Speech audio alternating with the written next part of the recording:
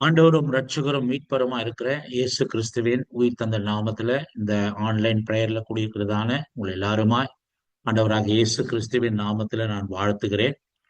என்னுடைய பெயர் பழனிவேலு. அண்ணன் எபினேசர் அண்ணனுக்காக நான் நன்றி செலுத்துகிறேன். அப்பொழுதுமா அப்போ இதோ நம்ம மத்தியில ஆஹ் ஜெபக்குமார் பிரதர் இருக்கிறாங்க. அவங்களுக்காக கூட நான் நன்றி செலுத்துகிறேன். நான் எபினேசர் அண்ணனுக்காக நான் நன்றி செலுத்துகிறேன். இந்த ஆன்லைன் ப்ரேயர்ல நான் 2வது முறை எனக்கு ஒரு வாய்ப்பை அண்ணன் கொடுத்தாங்க. அவருக்காக நான் நன்றி செலுத்துகிறேன். உண்மையிலே எபினேசர் அண்ணன் நல்ல ஒரு ஊக்குவிக்கிற ஒரு நல்ல ஒரு சகோதரர். நல்ல ஊக்குவிப்பாரு. நிச்சயமாக அவருடைய ஊக்குவிக்கிறதுனால நான் ரொம்ப பலன் அடைந்திருக்கிறேன். நாங்க 2 பேரும் சேர்ந்து 10 நாள் அண்ணன் அகஸ்டின் அண்ணன் கூட இருந்து அண்ணனுடைய எபினேசர் அண்ணனுடைய அநேக காரியங்களை பழகுவதற்கு ஆண்டவர் எனக்கு உதவி செய்தார். உண்மையிலே ஒரு நல்ல சகோதரர், உண்மையிலே நல்ல ஊக்குவிக்கிற நல்ல ஒரு சகோதரர். அப்படிப்பட்ட ஒரு நல்ல சகோதரருக்காக நான் தேவனை ஸ்தோத்திரிக்கிறேன். நான் ஒரு வைராக்கியமான ஒரு இந்து குடும்பத்திலிருந்து நான் இந்த மாதிரி பார்க்கும்போது வளர்க்கப்பட்டேன். என் தாய்க்கும் என் தகப்பனாருக்கும் 16 வருஷமாக குழந்தை இல்லாம பழனி என்ற ஊருக்கு தான் போய் பிறந்தேன் என்று சொல்லி எனக்கு பழனிவேல் என்று பெயரை வைத்தார்கள். நான் இந்த மாதிரி பார்க்கும்போது ஒரு ஒரு வருஷமும் நான் காவடி எடுப்பேன். நாங்க இந்த மாதிரி பார்க்கும்போது ஒரு வசதி வாய்ப்புள்ள ஒரு குடும்பத்துல பிறந்தது நிமித்தமாக சின்ன வயதுல இருந்து எனக்கு வெள்ளி காவடி. எங்க அப்பா சின்ன வயசுல இருந்து நான் ஒரு வயசுல இருக்கும் போதுல இருந்து எனக்கு நல்ல இந்த மாதிரி பார்க்கும்போது பக்தி வைராக்கியமா தான் நடத்தினார்கள். நான் 12வது அதாவது 12th நான் பாஸ் பண்ணும்போது நான் வெள்ளி காவடி, அதாவது பெரிய வெள்ளி காவடி, சின்ன சின்ன ஒரு வயசுல இருந்து காவடி சைஸ் மாறிக்கொண்டே இருக்கும். நான் 12th படிக்கும்போது பெரிய வெள்ளி காவடி எடுத்தேன். எங்க அப்பா வந்து ஒரு பிரார்த்தனை செய்தாங்க, என் பிள்ளைக்கு வந்து என்ஜினியரிங் கிடைச்சிட்டாக்கா என் பிள்ளைக்கு நான் வந்து கேட்டாக்கா தங்கத்துல நான் வந்து என் பிள்ளைக்கு காவடி அடிப்ப வைப்பேன்னு சொல்லி பிரார்த்திக்கினாங்க. காரணம் என்னன்னு கேட்டாக்கா எங்க வீட்டுல வந்து எங்க அப்பா வந்து ஒரு பெரிய நல்ல ஒரு ஷூட் மேக்கர். எங்க அப்பா ஃபேமஸ் ஷூட் மேக்கர். அதுக்கப்புறம் என்னன்னு கேட்டாக்கா கோல்டு மைன்ஸ்ல கேஜிஎஃப் என்று சொல்லக்கூடிய கோல்டு மைன்ஸ்ல எங்க அப்பா ஃபோர்மனா ஒர்க் பண்ணிட்டு இருந்தாங்க. நல்ல ஒரு ஒரு கௌரவமான ஒரு பதவி வகுத்துன்னு வந்தாங்க. அப்புறமா எங்களுக்கு நிறைய கடைங்க இருந்தது. கடைங்க நிறைய எங்களுக்கு வந்து இந்த ஆம், ஆஹ், மளிகை கடை எங்களுக்கு நிறைய இருந்தது. அது கடைகள் எல்லாம் பார்க்கறதுக்கு ஆட்கள் இருந்தாங்க, சொந்தக்காரர் இருந்தாங்க, மளிகை கடை இருந்தது. எங்களுக்கு எங்க அப்பா வந்து ஒரு பெரிய ஷூட் மேக்கரா இருந்ததுனால எங்க 2 3 டெய்லரிங் ஷூட் மேக்கிங் கடைங்க இருந்தது. வெறும் ஷூட் கட் பண்ணி மாத்திரம் எங்க அப்பா கொடுப்பாங்க. அதுல ஒர்க் பண்றவங்க எல்லாம் தைப்பாங்க. எங்க அப்பா வந்து கட் பண்ணி கடைசியா பினிஷிங் மாத்திரம் எங்க அப்பா பண்ணுவாங்க. அதனால என்ன கேட்டாக்கா நிறைய நல்ல ஒரு ஃபேமஸ் பர்சனா எங்க அப்பா இருந்தாருங்க. ஆனா பயங்கரமான இந்து வைராக்கியத்துல இருந்த போது நான் இன்ஜினியரிங் படிக்கிறதுக்காக நான் மைசூர் போனேன். மைசூர்ல நான் இன்ஜினியரிங் படித்துக் கொண்டிருக்கிற நேரத்துல ஒரு சகோதரர் மூலியமாக எனக்கு ஆண்டவராக இயேசு கிறிஸ்து அறிமுகப்படுத்தி வைத்தார்கள். ஆனாலும் நான் இயேசு கிறிஸ்து என்ற தெய்வத்தை நான் நம்பாதவனா இருந்தேன். எங்க குல தெய்வம் எல்லாம் பொய்யானவைகளா என்று சொல்லி அப்படிப்பட்ட குல தெய்வத்திற்காக நான் பயங்கரமா நான் பக்தி வைராக்கியம் பாராட்டுகிறவனா இருந்தேன். ஆனாலும் ஆண்டவருடைய மகா பெரிய கிருபைனால எங்க அப்பா வந்து நான் 3rd இயர் இன்ஜினியரிங் படித்துக் கொண்டிருக்கிற நேரத்துல எங்க அப்பாவுக்கு ஒரு ஒரு பைத்தியம் பிடித்த வண்ணமாக, செய்வினை நிமித்தமாக பைத்தியம் பிடித்த வண்ணமாக மாறின பொழுது எங்க வீட்டுல இருக்கிற அநேக காரியங்கள், சமாதானத்தை இழந்து போனோம், பணத்தை இழந்து போனோம், சொத்துக்களை இழந்து போனோம். எங்க அப்பாவை இப்படி ஆகிலும் காப்பாற்ற வேண்டும் என்று சொல்லி நாங்க ரொம்ப ஆஹ் கவலையா இருக்கிற நேரத்துல எனக்கு இயேசுவை குறித்து சொன்ன அந்த சகோதரர் மூலியமாக அந்த ஊழியக்காரர் வந்து எங்க அப்பாக்காக ஜெபம் பண்ணினாங்க. அந்த நாட்கள்லயே நாங்க லட்சக்கணக்குல எங்க அப்பாவுக்காக நாங்க செலவு பண்ணினோம். ஆனா ஒரு பிரயோஜனம் கிடையாது. அந்த ஊழியக்காரர் வந்து ஜெபித்தது நிமித்தமாக எங்க அப்பாவுக்கு ஆண்டவராகிய தேவன் ஒரு பெரிய விடுதலை கொடுத்தார். அந்த நாட்கள்ல நான் இயேசுவை சொந்த ரட்சகராக ஏற்றுக்கொண்டேன். ஏற்றுக்கொண்டு நான் ஆண்டவருக்காக நான் final year BTech final year படிக்கிற நேரத்துல என் ஜீவனை ஆண்டவராகிய இயேசு கிறிஸ்துவுக்கு என்று ஒப்பு கொடுத்தேன். அன்றையிலிருந்து இந்த மாதிரி பார்க்கும்போது நான் கேம்பஸ் செலெக்ஷன்ல இன்ஃபோசிஸ் என்று சொல்லக்கூடிய ஒரு கம்பெனிக்கு வந்தேன். இன்ஃபோசிஸ்ல நான் ஒரு வருஷம் நான் வேலை செய்து கொண்டு வந்தேன். அதுக்கப்புறம் நான் சென்ட்ரல் கவர்மெண்ட் ஃபேக்டரி பாரத் அர்த் மூவர்ஸ் லிமிடெட் என்று சொல்லக்கூடிய கம்பெனியில நான் அந்த இடத்துல இன்ஜினியராக நான் சேர்ந்தேன். அந்த இடத்துல வேலை செய்து கொண்டிருக்கும் போதே எனக்கு விப்ரோ இன்ஃப்ராஸ்ட்ரக்சர் குரூப் என்று சொல்லக்கூடிய அந்த குரூப்ல என்னை வந்து இந்த மாதிரி பார்க்கும்போது அசிஸ்டன்ட் மேனேஜராக நான் ஜாயின் ஆனேன். நான் அசிஸ்டன்ட் மேனேஜராக ஜாயின் ஆகும் போதே ஆண்டவராகிய தேவன் அந்த கம்பெனில விப்ரோல என் ஆண்டவர் பல உயர்வான ஒரு இடத்திற்கு கொண்டு போனார். அந்த இடத்துல நான் அசிஸ்டன்ட் ஜெனரல் மேனேஜராக அந்த இடத்துல பதவி உயர்த்தப்பட்டேன். என்னை ஜெர்மனி தேசத்திற்கு அனுப்பினார்கள். அந்த நாட்கள்ல பார்க்கும்போது ஒரு கம்பெனியே விப்ரோ வாங்குற நேரத்துல கம்ப்ளீட் டெக்னிக்கல் டீட்டெயில்ஸ் எல்லாம் நாங்கள் டிரான்ஸ்ஃபர் பண்ற நேரத்துல நான் அந்த இடத்துல ஜெர்மனில பல வருஷங்கள் அந்த இடத்துல நான் இருந்து எல்லா காரியங்களையும் பார்ப்பதற்கு கர்த்தர் அந்த நாட்கள்ல உதவி செய்தார். நான் அந்த இடத்துல பார்க்கும்போது 2006 நான் இருக்கும்போது ஆண்டவர் எனக்கு ஒரு தரிசனத்தை விடியற்காலை நான் ஜெபித்து கொண்டிருக்கிற நேரத்துல ஒரு தரிசனத்தை காண்பித்தார். அந்த தரிசனம் என்னவென்று சொன்னால், ஒரு ஒரு வயதானவர் தாடி வைத்திருக்கிறார். அவர் என்னிடத்திலும் என் மனைவியிடத்திலையும் ஒரு வயல்ல வேலை செய்து கொண்டிருக்கிறார்கள். வயல்ல வேலை செய்து கொண்டிருக்கிற நேரத்துல என்னுடைய கரத்துல ஒரு அறிவலை கொடுக்கிறார். கூட வந்திருக்கிற என் மனைவியுடைய கரத்துல ஒரு அறுவலை கொடுத்து, நான் இனிமே ஒரு நிலத்துல வேலை செய்து கொண்டிருக்கிறேன், எனக்கு வயதாயிடுச்சு, நீங்க 2 பேர் வந்து கொஞ்சம் உதவி செய்தீங்கன்னா நலமா இருக்குமே என்று சொல்லி எங்களை வருந்தி கேட்டுக்கொள்கிறார். நான் என் மனைவியும் அந்த வயசானவர் சொல்ற காரியத்தை கேட்டு எங்களுக்கு எப்படி அறுக்க வேண்டும் என்று சொல்லி அறுவலை எப்படி பிடிக்க வேண்டும், எப்படி அறுக்க வேண்டும் என்று சொல்லி அந்த நபர் எங்களுக்கு கற்றுக் கொடுக்கிறார். நாங்களும் அறுத்து ஒரு குவியலாக வைத்து அவர் எந்த இடத்துல எப்படி வைத்திருக்கிறாரோ அதே வண்ணமாக நாங்களும் வைக்கிறோம். இது ஆயிட்ட பிறகு எங்களை என்ன செய்கிறார் என்றால், இந்த லேண்ட்ல இந்த நிலத்துல நீங்க அறுத்துட்டீங்க, இன்னொரு நிலத்துல தயவு செய்து நீங்க உதவி செய்யுங்க என்று சொல்லி அப்படியே ஒரு ஒரு நிலத்துல இருந்து எங்களை மாற்றுகிறார். இந்த தரிசனத்தை நான் ஜெர்மனியில நான் பார்த்தேன். ஜெர்மனியில நான் இந்த மாதிரி பார்க்கும்போது ஆஹ் நான் நான் பார்க்கும்போது ஆனோவர் என்று சொல்லக்கூடிய ஒரு பட்டணத்துல இருந்தேன். ஜெர்மனியில ஆனோவர் என்று சொல்லக்கூடிய ஒரு பட்டணத்துல இருந்தேன். அதே தரிசனத்தை அதே நாள்ல என் மனைவிக்கும் ஆண்டவர் அதே தரிசனத்தை கொடுத்திருக்கிறார். நான் 3 நாட்களுக்கு ஒரு முறை நான் ஸ்கைப்ல, அப்போது ஸ்கைப் இருந்தது, வாட்ஸ்அப்லாம் அந்த நாட்கள்ல கிடையாது. ஸ்கைப்ல நான் பேசுவேன். 2006 ஸ்கைப்ல நான் பேசும்போது என் மனைவி சொன்னார்கள், எனக்கு ஒரு தரிசனத்தை ஆண்டவர் கொடுத்தார். என்ன தரிசனம் என்று கேட்கும்போது எனக்கு என்ன தரிசனத்தை கொடுத்தாரோ அதே தரிசனத்தை என் மனைவிக்கும் கொடுத்திருக்கிறார். ஆனா நபர் எப்படி இருப்பார் என்று சொல்லி கேட்கும்போது அவர் கொஞ்சம் தாடி வைத்திருப்பார், கொஞ்சம் வயசானவர் என்று சொன்னார்கள். எனக்கு புரியவில்லை. யாரா இருக்கும் என்று சொல்லி அப்புறமா கேட்கலாம், இந்தியா போகும்போது கேட்கலாம் என்று சொல்லி விட்டுட்டேன். நான் இந்த மாதிரி பார்க்கும்போது 2008 நான் இந்த மாதிரி நான் பெங்களூர் பகுதி, நான் இருக்கிறதான பெங்களூர் பகுதிக்கு நான் வந்தேன். பெங்களூர் பகுதிக்கு வரும்போது நான் மீண்டுமாக அந்த இடத்துல இருந்து எனக்கு ஒரு ப்ரொமோஷன் வந்தது.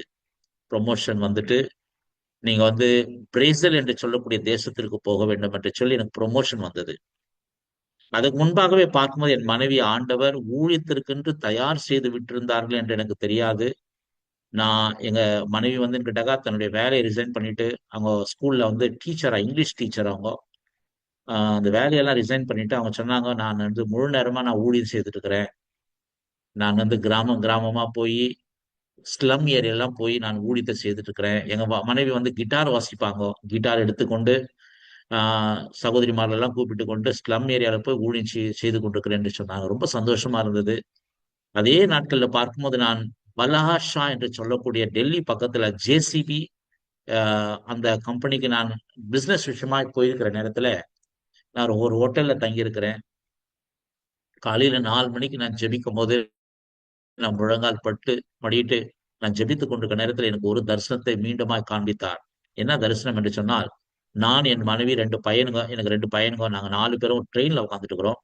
எனக்கு அறுவலை எப்படி பிடிக்கணும், எப்படி கட் பண்ணு சொன்ன அதே நபர் ஒரு காடை போல, ட்ரெயின் காடை போல வந்து நீங்க எங்க இறங்க வேண்டும் என்று சொல்லி நான் உங்களுக்கு சொல்றேன்னு சொல்லிட்டு டெய்ரி ஆன் சோன் என்று சொல்லக்கூடிய இடத்துல வந்த உடனே அவரே வந்து இந்த இடத்துல தான் நீங்க இறங்க வேண்டும் என்று சொல்லி என்னையுமா என் மனைவி 2 பிள்ளைகளை அந்த இடத்துல இறக்கி விட்டுட்டு அவர் இங்க தான் நீங்க இறங்கணும்னு சொல்றாரு. அதே கனவு வந்து பார்க்கும்போது என் மனைவிக்கும் அதே இரவு நேரத்துல ரெண்டு சம்பவங்களை பார்க்கும்போது எங்களுக்கு என்னன்னு பார்க்கும்போது ஆண்டவர் எங்களை நல்ல தெளிவா ஊழியத்திற்கு நடத்துறார் என்று சொல்லி நாங்கள் அறிந்து கொண்டோம். ஆனா இந்த நபர் யார் என்று சொல்லக்கூடிய நேரத்துல எனக்கும் தெரியாது யாருன்னுட்டு. அந்த நாட்கள்ல பார்க்கும்போது 2008 நவம்பர் மாதத்துல அகஸ்டினனுடைய ஒரு மீட்டிங் பெங்களூர் பட்டணத்துல நடந்தது. அப்போ அகஸ்டினனுடைய போட்டோவோட கூட சேர்த்து வால் போஸ்ட் போட்டிருந்தாங்க. அப்ப எனக்கு இந்த நபரை பார்க்கும்போது எனக்கு ரொம்ப ஆச்சரியம். என்ன ஆச்சரியம்னாக்கா, இவர் தான் எனக்கு அறுவலை கொடுத்துட்டு இவர் தான் அறுக்க வேண்டும் என்று சொன்னவர் இதே முகம்தான். ட்ரெயின்ல காடை போல வந்தவர் இதே முகம் தான். எனக்கு நான் அறிந்து கொண்டேன். இப்ப என் மனைவிக்கு நான் அறிய வேண்டும். என் மனைவியை கூப்பிட்டு கொண்டு வந்து அந்த வால் போஸ்டுடைய போட்டோ காண்பித்து இந்த நபரா என்று சொல்லக்கூடிய நேரத்துல ஆம் இவர் தான் என்று சொன்னார்கள். எங்களுக்கு ரொம்ப ஆச்சரியமா இருந்தது. நாங்க என்னன்னு கேட்டாக்கா அந்த இடத்துல சந்திரகான்ற ஒரு அக்கா இருந்தாங்க அந்த நாட்கள்ல. அந்த சந்திரக்கா கிட்ட சொன்னா நாங்க இந்த நபரை நாங்க பார்க்கணும். எங்களுக்கு வந்து ஒரு தரிசனத்தை ஆண்டவர் கொடுத்தாரு அப்படின்னு சொல்லி நாங்க அவங்க கிட்ட அப்பாயின்மெண்ட் வாங்கிட்டு அண்ணனை போய் மீட் பண்ண ஆரம்பிச்சோம். அண்ணனுக்கிட்ட சொன்னோம். அண்ணன் ரொம்ப ஆச்சரியப்பட்டாங்க. அண்ணன் ஆச்சரியப்பட்டு ஒரு காரியம் சொன்னாங்க, பிரதர் நீங்க நல்ல பொசிஷன்ல இருக்கிறீங்க. நீங்க இப்ப வேலை ரிசைன் பண்ணாதீங்க. நான் உங்களுக்கு ஜெபம் பண்ணிட்டு சொல்றேன்னு சொல்லிட்டு 2008 நவம்பர் மாதத்துல அண்ணன் வந்து சொன்னாங்க. சரி நாங்களும் விட்டுட்டோம். ஸோ நவம்பர் மாதத்துல அண்ணனை மீட் பண்ணோம். ஜனவரி வந்தது, பிப்ரவரி வந்தது. ஒன்னும் எங்களுக்கு வந்து இது இல்லை. எனக்கு வந்து கேட்டாக்கா விசா எல்லாம் ரெடி பண்ணிட்டு நீங்க பிரேசில் போகணுன்ற சொல்லி எனக்கு வந்து ஆர்டர் வந்துருச்சுங்க. ஆனா என் மனைவி சொன்ன ஒரு காரியம் என்னன்னு கேட்டாக்கா, ஆண்டவர் நிச்சயமாக அழைக்கிற அழைப்பு உண்மை உள்ளது. நிச்சயமாகவே நமக்கு வந்துரும் சொல்லி மார்ச் மாதத்துல நம்மளுக்கு நிச்சயமா நமக்கு அண்ணன் கிட்ட இருந்து கால் வரும் அப்படின்னு சொல்லிட்டு ஒரு சின்ன ஒரு காரியம் விசுவாசத்துல சொன்னாங்க. அதே போல மார்ச் மாதத்துல அண்ணன் கிட்ட இருந்து அண்ணன் வந்து அப்ப சுவிட்சர்லாந்துல இருந்தாங்க. சுவிட்சர்லாந்துல இருக்கும்போது எனக்கு ஃபோன் பண்ணி பிரதர் நான் ஜெபம் பண்ண நீங்க ஊழியத்துக்கு வாங்கன்னு சொல்லி அண்ணன் எந்த நாட்கள் சொன்னாங்களோ அதுக்கு மறுநாளே போய் நான் ரெசிக்னேஷன் லெட்டர் கொடுத்துட்டு எனக்கு வந்து கேட்டாக்கா அசிஸ்டன்ட் ஜெனரல் மேனேஜருடைய பதவி எனக்கு வேண்டாம். நான் பிரேசிலுக்கு போக மாட்டேன். நான் ரிசைன் பண்றேன் என்று சொல்லி என்னுடைய வேலையை ராஜினாமா பண்ணிவிட்டு எனக்கு வந்து 3 மாசம் டைமு 3 மாசம் ஒர்க்கிங் டைமு நான் வந்து எனக்கு கரெக்டா 3ஆம் தேதி எனக்கு வந்து ஜூன் மாதம் 3ஆம் தேதியோடு முடிந்தது. ஜூன் மாதம் 3ஆம் தேதி என்னுடைய பிறந்த நாள். அன்னைக்கே ஒரு நாள் கூட நாங்க தவறாம நான் ரிசைன் பண்ணிட்டு நான் என் மனைவி 2 பிள்ளைங்களும் பீகாருக்கு நாங்க மிஷினரிகளாக வருவதற்கு ஆண்டவர் உதவி செய்தார். ஆண்டவருக்கே மகிமை உண்டாகட்டும்.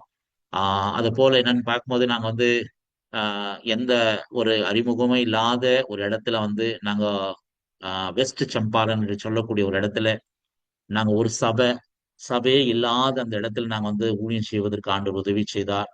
இந்த நாட்கள்ல பார்க்கும்போது பககா என்று சொல்லக்கூடிய நேபாளில் ஒட்டி இருக்கிறதான ஒரு இடத்துல நாங்க எந்த சபையுமே இல்லாத இடத்துல நாங்க அந்த இடத்துல ஊழியம் செய்வதற்கு ஆண்டவர் உதவி செய்தார். நான் என் மனைவியும் அந்த இடத்துல நாங்க ஊழியத்தை தொடங்கினோம். ஊழியத்தை தொடங்கி கர்த்தருடைய மகா பெரிய கிருபைனால அநேக ஜனங்க ரட்சிக்கப்பட்டு திரளான ஜனக்கூட்டங்கள் ரட்சிக்கப்பட்டு கர்த்தர் பக்கமா வந்தார்கள். இன்றைக்கு அந்த சபையில பார்க்கும்போது கிட்டத்தட்ட 500 விசுவாசிகள் இருக்கத்தக்கதாய் கர்த்தர் கிருபை செய்தார். அது மாத்திரமல்ல பக்கத்துல பைரோகேஜ் என்று சொல்லக்கூடிய இடத்துல நாங்க இன்னமாய் ஆரம்பித்தோம். அந்த இடத்துல இன்றைக்கு சபை அந்த இடத்துலயும் ஒரு 300 400 விசுவாசிகள் அந்த இடத்துல இருக்கிறார்கள். அதுக்கப்புறம் நாங்க அர்னட்டான் என்று சொல்லக்கூடிய இடத்துல ஊழியம் செய்தோம். இப்போது பார்க்கும்போது அந்த இடத்துல ஒரு சபை கட்டப்பட்டு அந்த இடத்திலுமாய் பார்க்கும்போது ஒரு 100 விசுவாசிகள் இருக்கத்தக்கதா ஆண்டவர் கிருபை செய்தார். அநேக ஹவுஸ் சர்ச்சஸ்களை உருவாக்குவதற்கு அநேக லீடர்ஸ்களை உருவாக்குவதற்கு ஆண்டவர் உதவி செய்தார். இனிமாய் பார்க்கும்போது படிப்படியா ஆண்டவருடைய கிருபனால நாங்க உயர்த்தப்பட்டு நார்த் வெஸ்ட் ரீஜனுடைய ரீஜனல் சூப்பரண்டாக ஆண்டவர் எங்களுக்கு அந்த பதவி உயர்வை கொடுத்து இன்றைக்கு பார்க்கும்போது அநேக இடங்களில RSS பஜ்ரங் தள் என்று சொல்லக்கூடிய மதவாத சக்திகள் நிறைந்திருக்கிற இடத்துல ஊழியத்தை நிறைவேற்றுவதற்கு ஆண்டவர் உதவி செய்து கொண்டிருக்கிறார். அண்ணன் எபினேசர் அண்ணன் சொன்னதை போல பலவிதமான இன்னல்கள் ரத்தம் சிந்தப்பட்ட ஒரு இடம் சப்ரா என்று சொல்லக்கூடிய ஒரு இடத்துல ரத்தம் சிந்தப்பட்ட ஒரு இடம். அந்த இடத்துல நாங்க சபை கட்டுவோம் என்று கொஞ்சம் கூட எங்களுக்கு நம்பிக்கையே கிடையாது. ஆனா இன்றைக்கு பார்க்கும்போது ஆண்டவருடைய மகா பெரிய கிருபனால சப்ரால ஒரு பெரிய ஆக்ஷன் சென்டர் கட்டுவதற்கு ஆண்டவர் உதவி செய்தார். அந்த இடத்துல பார்க்கும்போது ஒரு ட்ரைனிங் சென்டர் இருக்கிறது. இந்த மாதிரி பார்க்கும்போது டெய்லரிங் யூனிட் இருக்கிறது. அந்த இடத்துல சபை ஒன்று கட்டப்பட்டு அந்த இடத்துல ஒரு 250 300 விசுவாசிகள் வரத்தக்கதாக கர்த்தர் கிருபை செய்து கொண்டிருக்கிறார். ஆண்டவருடைய மகா பெரிய கிருபை இந்த இடத்துல இன்றைக்கு சபை எவ்வளோ விரோதிகள் எழும்பின போதும் இப்போது சபை அந்த இடத்துல நடந்து கொண்டிருக்கிறது. இந்த இடத்துல நல்ல விசுவாசிகள், நல்ல ஆண்டவருக்காக பக்தி வைராக்கியமா இருக்கக்கூடிய விசுவாசிகள் ஆண்டவர் கொடுத்திருக்கிறார். அது மாத்திரமல்ல, சப்ரால இருந்து பார்க்கும்போது 18 கிலோமீட்டர் தூரம் இருக்கிறதான ரிவில்கஞ்ச் என்று சொல்லக்கூடிய இடத்துல நாங்க லேண்ட் வாங்கின பிறகு எந்த விதமான பிரச்சனை கிடையாது. லேண்ட் வாங்கி என்றைக்கு நாங்க கட்டுவதற்கு நாங்கள் ஆரம்பித்தோமோ அந்த நாள் தொடங்கி கிட்டத்தட்ட 3 வருஷமாக பலவிதமான போராட்டங்கள், பலவிதமான இன்னல்கள், பலவிதமான கோர்ட் கச்சேரிகள், எங்களை கொண்டு போய் போலீஸ் ஸ்டேஷன்ல எங்க ஊழியக்காரரை கொண்டு போய் அடித்த காரியம், த்ரெட்டனிங், நான் உன்னை ஒண்ணுமே இல்லாத பண்ணிடுவேன் என்று சொல்லி த்ரெட்டனிங். அதே போல அவருடைய பைக்கை திருடி கொண்டு போய் அவருடைய பைக் எல்லாம் அவற்றுமா இன்னுமா விற்று போட்டு இதை காசா அவன் பண்ணிட்டு, நான் சொன்னேன் காசு அந்த திருடினது அவங்க தான். அதாவது காசா பண்ணி ஏமாத்தி எவ்வளோ இந்த மாதிரி இழப்புகள் எல்லாம் நாங்க சந்திச்சோம். எவ்வளோ நாங்க ஜல்லி கொட்டிருந்த ஜல்லி கம்பி, இந்த மாதிரி சிமெண்ட் மூட்டைங்க எல்லாத்தையும் திருடி கொண்டு போய் எவ்வளவு நாங்க செட்ரிங் காமெல்லாம் வேலை எல்லாம் செய்துக்கிற நேரத்துல எல்லாவற்றுமே உடைத்து கிட்டத்தட்ட 4,50,000 ரூபாய் பொருளை நாசம் பண்ணிட்டு இவ்வளோ இழப்பின் மத்தியில கூட இன்றைக்கு அந்த இடத்துல பார்க்கும்போது சபை கட்டப்படுவது இப்போது பூச வேலை முடிந்து இருக்கிறது. பெயிண்டிங் வேலை செய்ய வேண்டும். அநேக காரியங்களை ஆண்டவர் செய்வதற்கு உதவி செய்து கொண்டிருக்கிறார். நாங்க அந்த இடத்துல ஒரு சபையை நாங்க நம்ம இப்ப நிறுவி அந்த இடத்துல நிஜமா கட்டுவதற்கு ஆண்டவர் உதவி செய்திருக்கிறார். முடிந்த கர்த்தருக்கு சுத்தமானால் அடுத்த மாதம் ஜனவரி மாதம் கடைசியில அல்லது பிப்ரவரி மாதம் முதல் வாரத்துல அதை நாங்க இன்னுமாய் பார்க்கும்போது பிரதிஷ்டை செய்யலாம் என்று எண்ணிக்கொண்டிருக்கிறோம். இதற்காக ஜெபித்துக் கொள்ளுங்கள். எங்க நார்த் வெஸ்ட் ரீஜனுக்காக தயவுசெய்து ஜெபித்துக் கொள்ளுங்கள். நாங்க பெத்தியா என்று சொல்லக்கூடிய ஒரு இடத்துல ஒரு ஸ்கூலுமாய் ஆஹ் சனிச்சரி என்று சொல்லக்கூடிய ஒரு இடத்துல ஸ்கூலுமாய் லேண்ட் வாங்குவதற்கு ஆண்டவர் இனமாய் பார்க்கும்போது கிருபை செய்து கொண்டிருக்கிறார். நாங்க இப்போ பெரிய அட்வான்ஸ் பண்ணி தான் நாங்க கொடுத்திருக்கிறோம். மீண்டும் ஒரு பெரிய அமௌண்ட்டை கொடுக்க வேண்டிய ஒரு சூழ்நிலை. இந்த லேண்டுடைய டோட்டல் மதிப்பு 1,38,00,000 ரூபாய். நாங்க இப்ப கொடுத்திருக்கிறது வெறும் 20 லட்சம் ரூபாய் தான் நான் கொடுத்திருக்கிறோம். இன்னும் ஆண்டவர் இன்னுமா பெரிய காரியங்களை செய்ய வேண்டும். அதற்காக ஜெபித்துக் கொள்ளுங்கள். அது மாத்திரமல்ல, நாங்க அநேக இந்த கிறிஸ்துமஸ் ப்ரோக்ராம்ல நாங்க கிட்டத்தட்ட ஒரு ஒரு 10,000 பேர் யாருல நாங்க சந்திக்கணும் என்று சொல்லி நாங்க ஒரு தீர்மானத்தை எடுத்து நாங்க 1ஆம் தேதியிலிருந்து நாங்க ஊழியத்தை தொடங்கி இருக்கிறோம். அந்த இடத்துல எப்படியாகல கிறிஸ்துமஸ் ப்ரோக்ராம் மூலியமாக ஆண்டவருடைய சுவிசேஷத்தை நாங்க அறிவிக்க வேண்டும் என்று சொல்லி அந்த நோக்கத்தோடு இப்போது நாங்கள் செய்து கொண்டிருக்கிறோம். அதுக்காக நீங்கள் ஜெபித்துக் கொள்ளுங்கள். ஆண்டவராகிய தேவன் தாமே இந்த நார்த் வெஸ்ட் ரீஜன்ல பெரிய காரியங்களை செய்வாராக. கர்த்தருடைய நாமத்திற்கு மாத்திர மகிமை உண்டாகட்டும். அவருக்கே மகிமை உண்டாகட்டும். ஆமென். தேவ வசனத்துக்குள்ளா நம்ம கடந்து போகலாம். எபினேசரன் போன மாதத்துல ஒரு டைம் கேட்கிற நேரத்துல நான் 12ஆம் தேதி என்று சொல்லிட்ட பிறகு ஆண்டவருடைய சமூகத்துல ஆண்டவருடைய குடும்பத்திற்காக ஆண்டவரே நான் சுவாமி செய்தி நான் ப்ரிப்பேர் பண்ண எனக்கு ஒரு வசனத்தை கொடுங்க என்று சொல்லி ஆண்டவருடைய சமூகத்துல நான் ஜெபித்து கொண்டிருக்க நேரத்துல எனக்கு ஒரு வசனத்தை கொடுத்தார். அந்த வசனத்தின் மூலியமா அநேக வசனத்தினுடைய வெளிப்பாட்டை எனக்கு ஆண்டவர் கொடுத்தார். அதற்காக நான் தேவனை ஸ்தோத்திரிக்கிறேன். நம்ம வாசிக்கலாம் 2 சாமுவேலின் புத்தகம் 3ஆம் அதிகாரம் 1ஆம் வசனத்தை வாசிக்கலாம். இந்த வசனம் எல்லாருக்கும் தெரிந்த ஒரு வசனம் தான். இந்த வசனத்தை தயவுசெய்து வாசிக்கலாம். நான் உங்களுக்காக இந்த வசனத்தை நான் வாசிக்கிறேன். சவுலின் குடும்பத்துக்கும் தாவீதின் குடும்பத்திற்கும் நெடுநாள் யுத்தம் நடந்தது. தாவீது வர வர பலத்தான், சவுலின் குடும்பத்தாரோ வர வர பலவீனப்பட்டு போனார்கள்.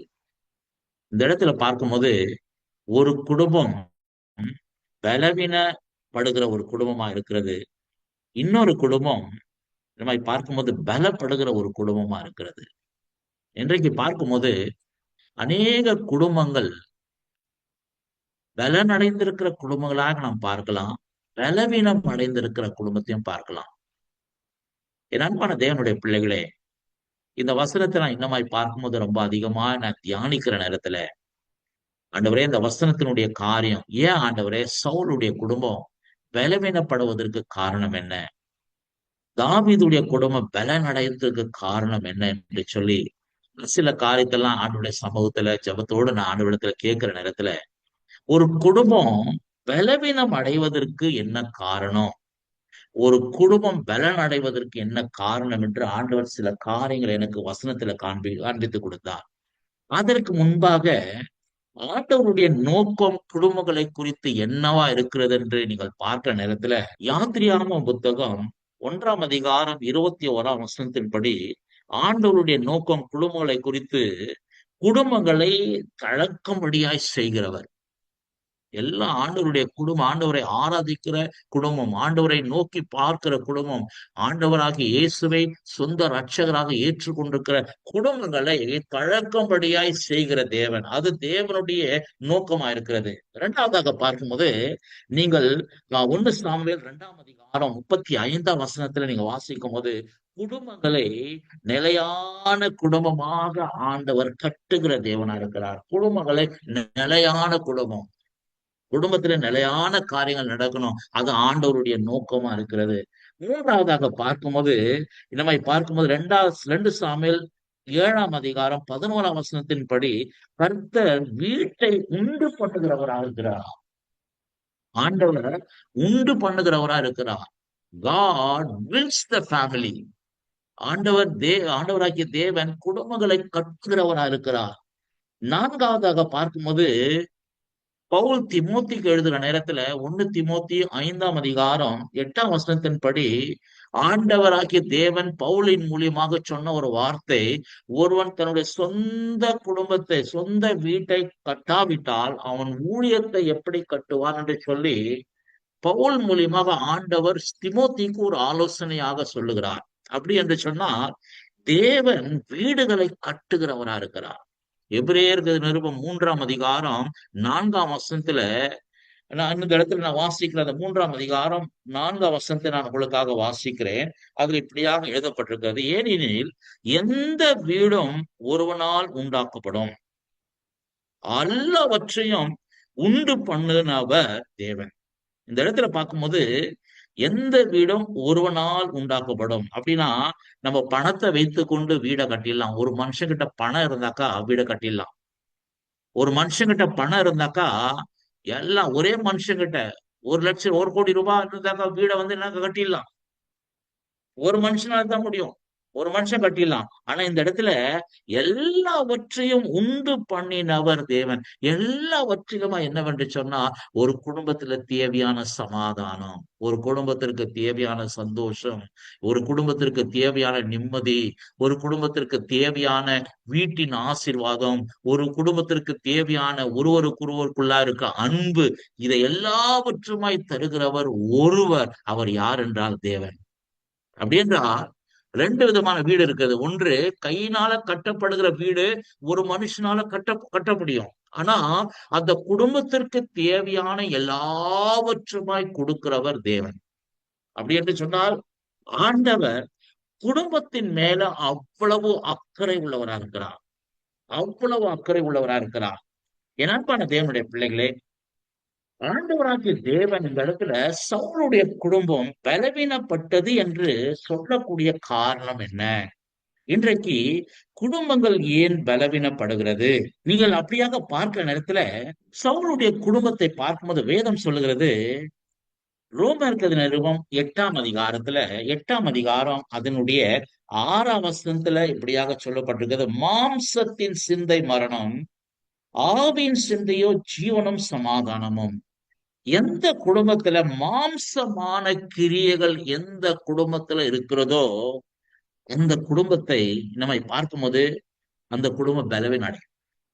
தேவனுடைய ஆலோசனை இல்லாமல், தேவனுக்கு விருப்பம் இல்லாத காரியங்கள் எந்த குடும்பம் சரீர ரீதியாக செய்கிறதோ, மாம்சத்தின்படி நடக்கிறதோ, அந்த வீடு பலவீனப்பட்டு போகும். இரண்டாவதாக பார்க்கும்போது பலவீனப்படுத்துகிற காரியம் எதுவா இருந்தாலும், என்றைக்கு நாம் தேவனுடைய ஆலோசனை இல்லாமல் நம்ம குடும்பத்துல சில காரியங்களை நிர்ணயிக்கிறோமோ, தேவனே இல்லாதபடிக்கு நம்ம எந்த காரியத்துல தேவனுக்கு முக்கியத்துவம் கொடுக்காத படிக்கு எந்தெந்த காரியத்தை எல்லாம் நாம் செய்வதற்கு நினைக்கிறோமோ அந்த காரியம் மாத்திரமல்ல, அந்த குடும்பம் பலவீனப்படும். என்னன்னு தேவனுடைய பிள்ளையே, ஒரு சின்ன நான் உதாரணத்தை நான் சொல்லி நான் இன்னுமாய் பார்க்கும்போது ஒரு இந்த செய்திக்குள்ள நான் கடந்து போகலாம்னு நினைக்கிறேன். ஒரு வீடு, நல்ல ஒரு கிறிஸ்துவ குடும்பம், பெங்களூர் பட்டணத்துல இருக்கிறாங்க.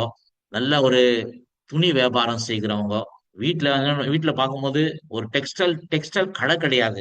அந்த அம்மாவுடைய வேலைன்னு கேட்டாக்கா வெறும் துணிகளை அவங்க குஜராத்ல இருந்து அவங்க வந்து கேட்டாங்க அங்கிருந்து எட்டுன்னு வருவாங்க துணிகளை நல்லா கம்மி ரேட்டு கொடுத்து நல்ல வியாபாரம், துணி வியாபாரம், சாரிங்களை நல்லா சேல் பண்ணுவாங்க, நல்லா சேல் பண்ணுவாங்க. ஹஸ்பண்டுக்கு வந்துன்னு கேட்டாக்கா ஷிப்ல ஒர்க் பண்றாரு. ஹஸ்பண்ட் ஷிப்ல ஒர்க் பண்றாரு.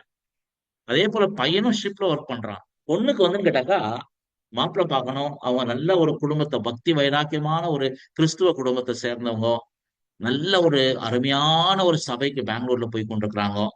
அந்த குடும்பத்துல போய் நான் அடிக்கடி போய் என்ன ஜபத்துக்கு கூப்பிடுவாங்க. மிஷினரி வந்துட்டாங்க நம்ம வீட்டுக்கு மிஷினரி வந்துட்டாங்க, கூப்பிட்டு ஜெபம் பண்ணி வைப்பாங்க. நல்ல சந்தோஷமா இருந்தது.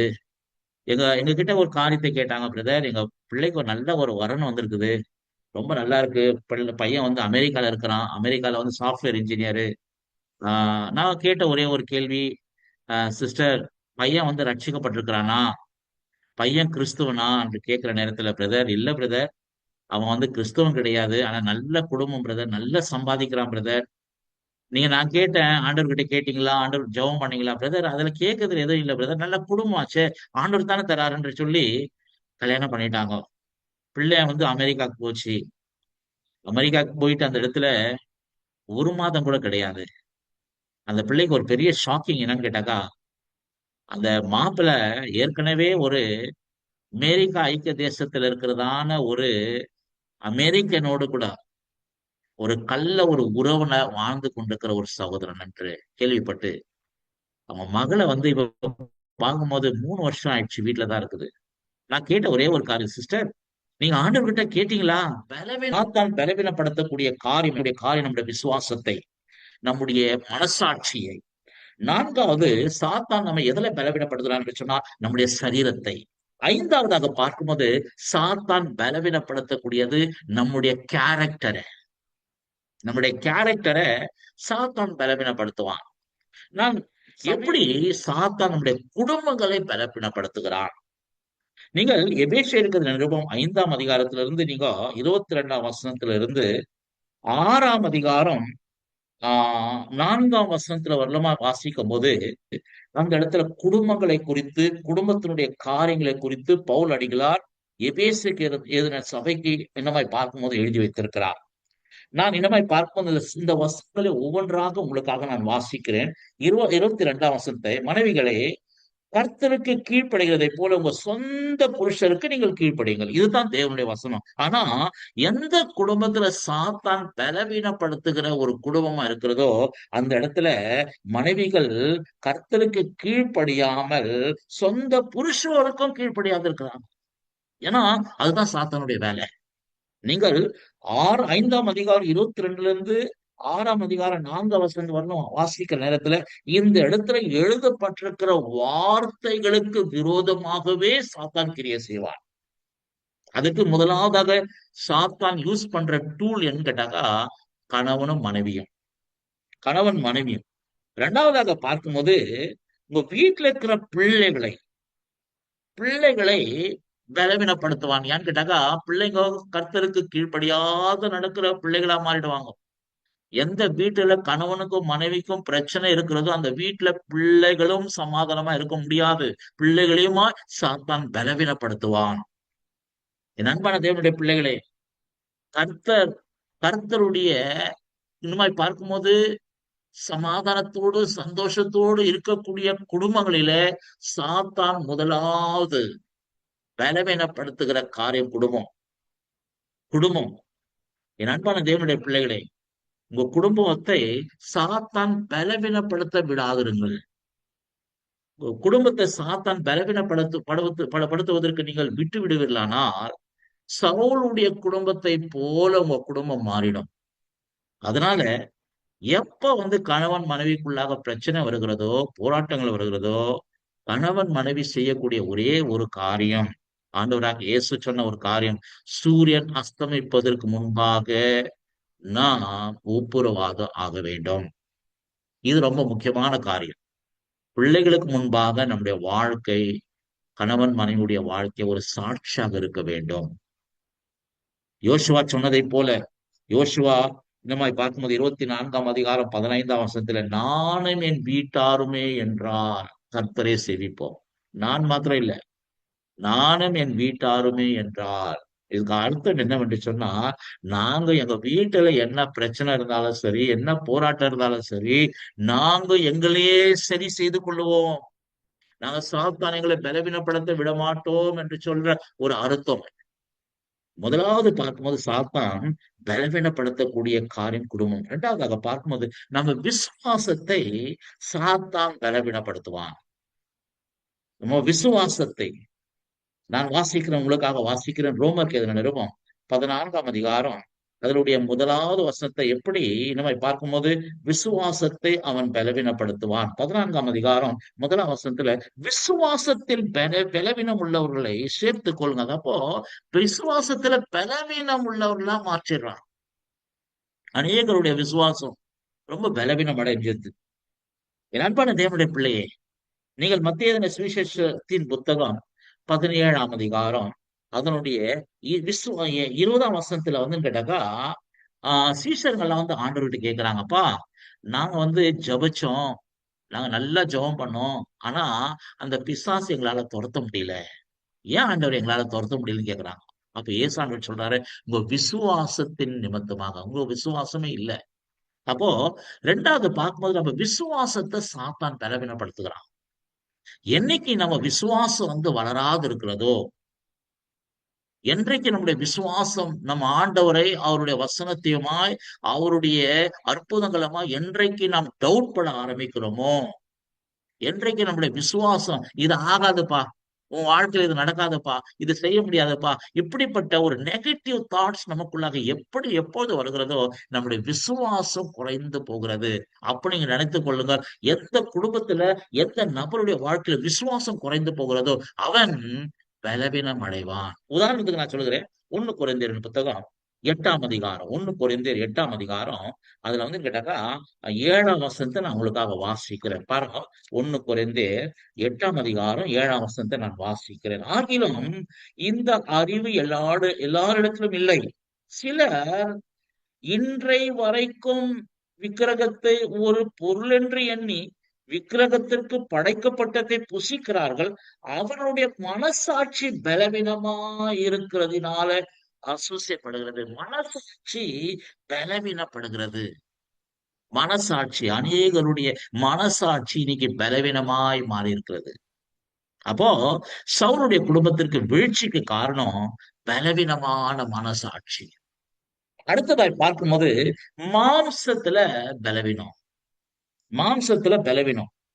என் அன்பான தேவனுடைய பிள்ளைகளே, நீங்க சாத்தானுடைய வேலை என்னன்னு கேட்டாக்கா, நம்முடைய சரீரத்தை வந்து தொடணும். நம்முடைய சரீரத்தை தொடணும்.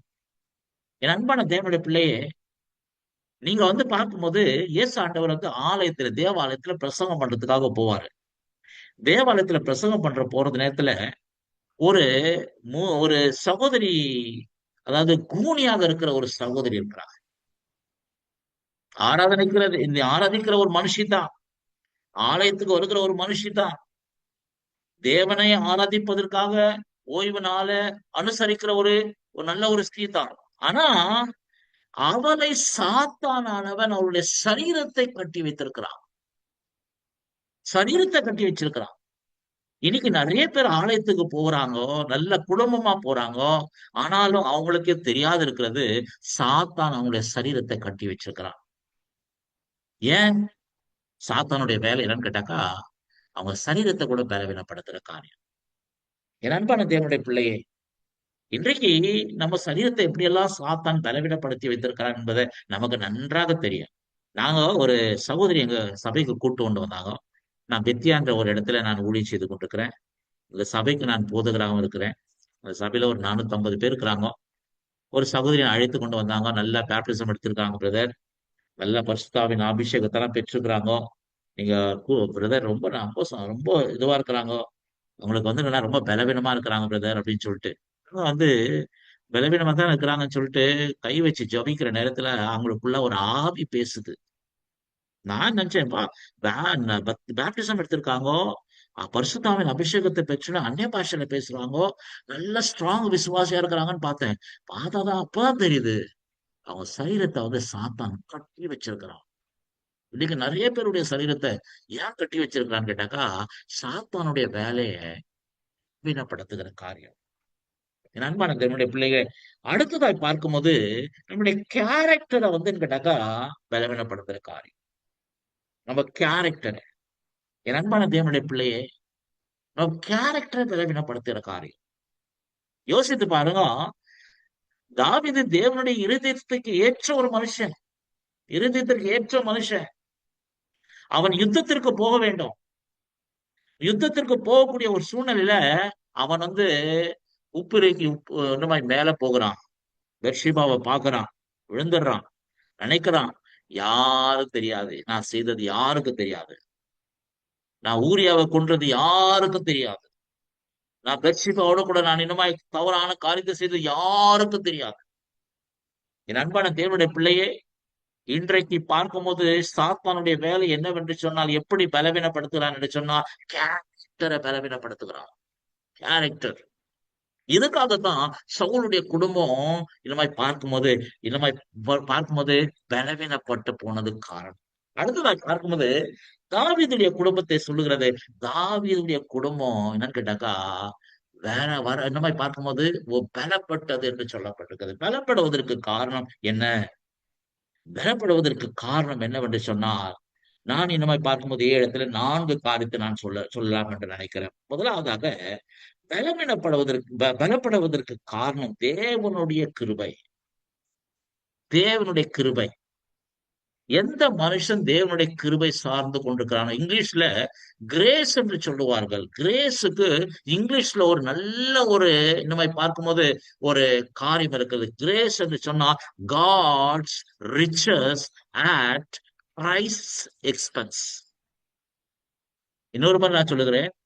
கிரேஸ் என்று சொன்னால் காட்ஸ் காட்ஸ் ரிச்சஸ் அட் பிரைஸ் எக்ஸ்பென்ஸ். இத வந்து கேட்டாக்கா, ஆண்டவருடைய காரியத்தை எப்போதுமே நம்புவாங்க. பலவீனத்துல கூட, ஆண்டவரே, பவுல் சொல்றதை போல, ஆண்டவரே, என்னுடைய பலவீனம் கர்த்தாவே ரொம்ப அதிகமா இருக்கிறது. ஆண்டவர் சொல்லுவாரு, நீ வந்து உன்னுடைய பலவீனத்தெல்லாம் என்கிட்ட வந்து நீ ஒத்துக்கின. இதனாலதான் நான் என்ன பண்ணுவேன், நான் உனக்கு கிருபையை பெருக பண்றேன். எந்த ஒரு குடும்பம் ஆண்டவருடைய சமூகத்துக்கு போய், எந்த ஒரு கணவன் மனைவி ஆண்டவருடைய சமூகத்துக்கு போய், ஆண்டவரே, நாங்க தவறு செய்துட்டோம் ஆண்டவரே, என் மனைவியும் தவறு செய்துட்டா, நானும் தவறு செய்துட்டேன், ஆண்டவரே எங்களை மன்னியம் என்று சொல்லி 2 பேர் ஒருமனப்பட்டு எந்த குடும்பம் ஆண்டவருடைய சமூகத்துல தங்களே ஒப்பு கொடுக்கிறதோ, அந்த குடும்பத்துல ஆண்டவருடைய கிருபை பெருகும். இங்க பாருங்க, திமோத்திக்கு எழுதுற நேரத்துல பவுல் இப்படியாக ஒரு காரியத்தை எழுதுகிறார். 2 திமோத்தியின் புத்தகம் 2ஆம் அதிகாரம் 1ஆம் வசனத்துல திமோத்திக்கு எழுதுற நேரத்துல அவர் இப்படியாக எழுதுகிறார். ஆதலால் என் குமாரனே, நீ கிறிஸ்து இயேசுவில் உள்ள கிருபையில் பலப்படு. அப்போ எந்த குடும்பம் நல்ல பலனடையும் என்று சொன்னா, எந்த குடும்பம் கிறிஸ்துவின் கிருபையில பலப்படுகிறதோ, அந்த குடும்பம் பலப்படும். இன்றைக்கு எத்தனை பேர் நம்ம ஆண்டவராக இயேசு கிறிஸ்துவின் கிருபையில பலப்படுறோம்? கிருபை வந்து இன்னைக்கு தவறாக பயன்படுத்தப்படுகிற ஒரு காலத்தில் நாம் இருக்கிறோம். இன்றைக்கு கிருபை கிருபை என்று சொல்லி அநேகர் அந்த கிருபையை தவறாக பயன்படுத்துகிற ஒரு காலகட்டத்தில் இருக்கிறோம். ஆனா கிருபை நம்ம பலவீனத்தை எல்லாவற்றுமா சொல்லி, நம்முடைய தவறுகள் எல்லாவற்றுமா சொல்லி, ஆண்டவரே, இவ்வளெல்லாம் ஆண்டவரே, நான் தவறான ஒரு வாழ்க்கை வாழ்ந்து கொண்டிருக்கிறேன், என் குடும்பம் தவறான ஒரு வாழ்க்கை வாழ்ந்து கொண்டிருக்கிறது, இதுல ஆண்டவரே எங்களுக்கு ராஜா சுவாமி மீண்டுமா ஒரு விஷயம் நாங்க இதுல இருந்து மீண்டு வருவதற்கு எங்களுக்கு உங்களுடைய கிருபை தாரும் என்று சொல்லி, ஆண்டவராகி இயேசு கிறிஸ்துவின் கிருபையே நாடுகிற குடும்பங்களை ஆண்டவர் பலப்படுத்துகிறார். சவுல் தாவீதுடைய குடும்பம் பலப்படுவதற்கு காரணம், முதலாவதாக குறைகள் இருந்தது, குற்றங்கள் இருந்தது, அநேக காரியங்கள் இருந்தது. ஆனாலும் அந்த குடும்பம் கிருபையை சார்ந்து வாழ்கிற குடும்பமா இருக்கிறது. இந்த கிருபை எப்படி நம்ம சம்பாதிக்க முடியும் என்று சொன்னால், புலம்பலின் புஸ்தகம் 3ஆம் அதிகாரம், புலம்பலின் புஸ்தகம் 3ஆம் அதிகாரத்துல 22, 23ஆம் வசனம் இப்படியாக சொல்கிறது. 22, 23ஆம் வசனம் இப்படியாக சொல்கிறது. என்ன சொல்கிறது என்று சொன்னால், நாம் நிர்மூலமாகாதிருக்கிறது தேவனுடைய கிருபையே. அவருடைய இரக்கங்களுக்கு முடிவில்லை. அவைகள் காலை தோறும் புதியவைகள். உமது உண்மை பெரிதா இருக்கிறது. அப்போ அந்த கிருபை ஒரு மனுஷனுக்கு எப்ப பெருகுது என்று சொன்னா, அவன் அதிகாலையில் அந்த குடும்பம் கர்த்தரை தேடணும். என் அன்பான தேவனுடைய பிள்ளையே, கிருபை கிருபை கிருபை என்று சொல்லி பாடுகிறார்கள். கிருபை கிருபை என்று சொல்லி கிருபையை குறித்து பிரசங்கம் பண்ணுகிறார்கள். ஆனால் அந்த ஒரு மனுஷனுக்கு கிருபை எப்ப பெருகும் என்று சொன்னால், காலையில எந்த குடும்பம் ஆண்டவரை தேடுகிறதோ அந்த குடும்பத்துல கர்த்தருடைய கிருபை பெருகும். என் அன்பான தேவனுடைய பிள்ளைகளே, அந்த கிருபை தான் நம்ம குடும்பத்தை காப்பாற்றும். அந்த கிருபை தான் நம்ம குடும்பத்தை பலப்படுத்தும். இரண்டாவதாக பார்க்கும்போது, ஆண்டவர் இன்னமாய் பார்க்கும்போது ஒரு குடும்பத்தை எப்படி பலப்படுத்துகிறார் என்று சொன்னால், லூக்கா எழுதின சுவிசேஷ புத்தகம் முதலாவது நம்ம கிருபினால் நம்ம பலப்படுகிறோம் என்று நாம் வாசித்தோம். இரண்டாவதாக பார்க்கும்போது லூக்கா எழுதின சுவிசேஷ புத்தகம் 1 80 வசனத்தை நான் உங்களுக்காக வாசிக்கிறேன். 1 80 வசனத்தை வாசிக்கிறேன்.